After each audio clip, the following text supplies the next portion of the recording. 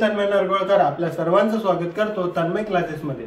मागच्या व्हिडिओमध्ये कसं वाटलं सीजीएसटी, एचजीएसटी, जीएसटी कसे कन्सेप्ट वाटले? अतिशय इझी होते की नाही? इझी असणारच, अभ्यास करताय ना तुम्ही। काय पाहतो? फायनान्शियल प्लॅनिंग पाहत आहोत आपण, बरोबर। Maths 1 4th chapter financial planning practice set 4.1 त्यातील 4 सम तुमच्यासाठी घेऊन आलेलो आहे।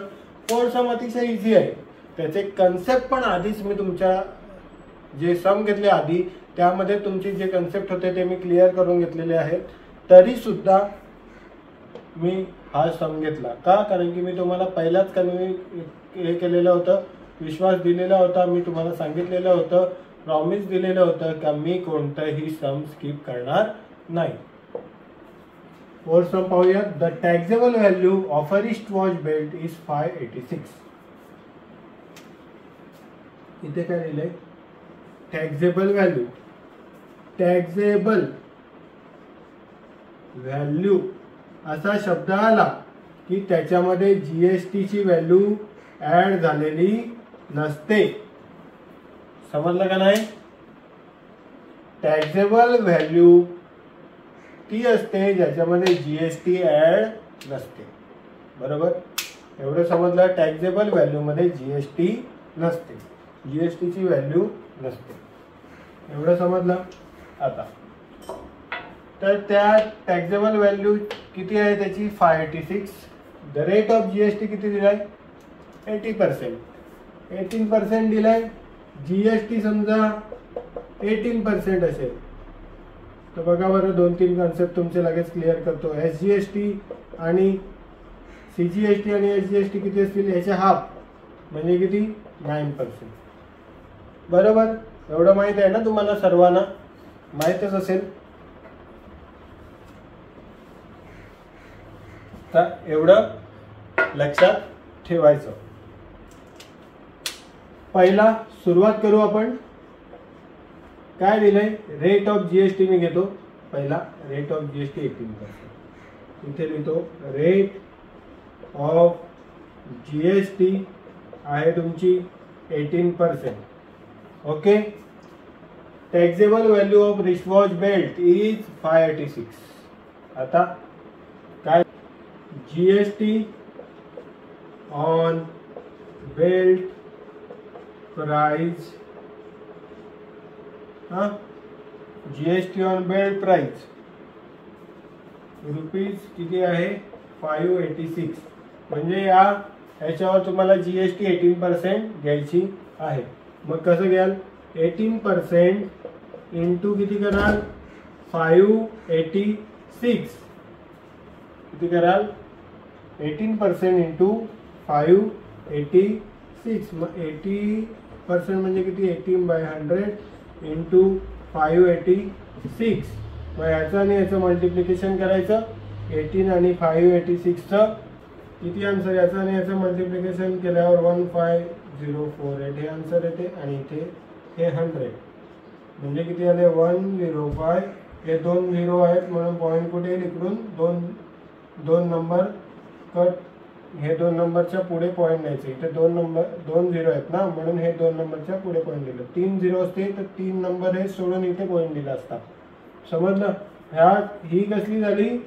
जीएसटी ची व्हॅल्यू काढली। ही काय काढली? जीएसटी ची व्हॅल्यू ही एवढी आली, बरोबर। मी काय तुम्हाला सांगितलंय?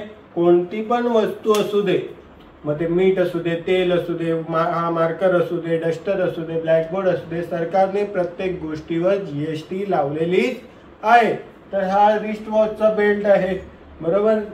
जो रिस्ट वॉचचा बेल्ट आहे त्याच्यावर सुद्धा जीएसटी लावलेली आहे। मग ती जीएसटी ची व्हॅल्यू आपल्याला काढण्यासाठी मग ती किती? 586 वर 18% लावले। मग 18% म्हणजे किती व्हॅल्यू त्याची? म्हणून मग ती पहिला काढून घेतली। मग आता रिस्ट वॉचच्या बेल्टची आपल्याला प्राइस भेटेल। मग इथे लिहायचं प्राइस ऑफ द बेल्ट। कशी काढतात? Price of the belt he taxable value किती दिले? 586 ती मी लिहितो। काय लिहितात पहिला? टॅक्सेबल व्हॅल्यू म्हणजे जी तुम्हाला जीएसटी ऍड न करता व्हॅल्यू दिलेली आहे ती, आणि त्याच्यामध्ये काय ऍड करायचं, जीएसटी ची व्हॅल्यू.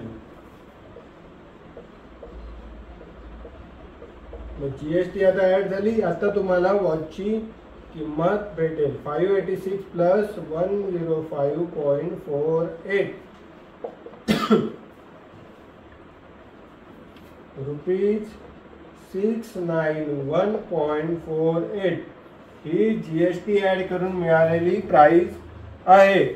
मग price of the bill for the customer is 691.48. मग लिहायचं द, इथे कसं आन्सर लिहाल, the price of the bill, the price of the bill for the customer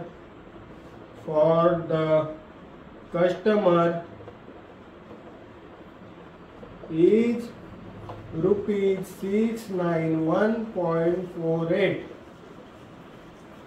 okay, हे अतिशय इझी सम होतं. फक्त तुम्हाला इथे काय लक्षात ठेवायचं आहे, टॅक्सेबल व्हॅल्यू जी असते त्याच्यामध्ये जीएसटी ऍड केलेली नसते. मग तुम्हाला टॅक्सेबल व्हॅल्यू पहिलाच माहित होती, ही टॅक्सेबल व्हॅल्यू, त्याच्यावर जीएसटी किती लावलाय, 18%. मग 18% म्हणजे किती व्हॅल्यू आली, 105.48 ही व्हॅल्यू आली. मग प्राइस ऑफ द बेल्ट, मग ही टॅक्सेबल व्हॅल्यू जी किंमत होती ती जीएसटी ऍड न करता, आणि जीएसटी ची व्हॅल्यू आपण काढली ती, दोघांची प्लस करून आपल्याला व्हॅल्यू भेटली.